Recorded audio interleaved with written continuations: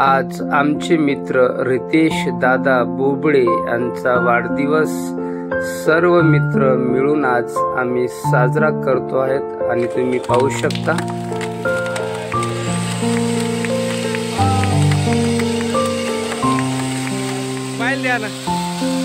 भाऊंनी cake कापलेला आहे आणि आम्ही भाऊंना केक चारताना तुम्ही पाहू शकता। आमचे मित्र उपसरपंच रितेश दादा बोबडे यांच्या वाढदिवसानिमित्त सर्व मित्र एकत्रित झाले आणि त्यांना सर्व मित्रांनी शुभेच्छा पण दिल्या।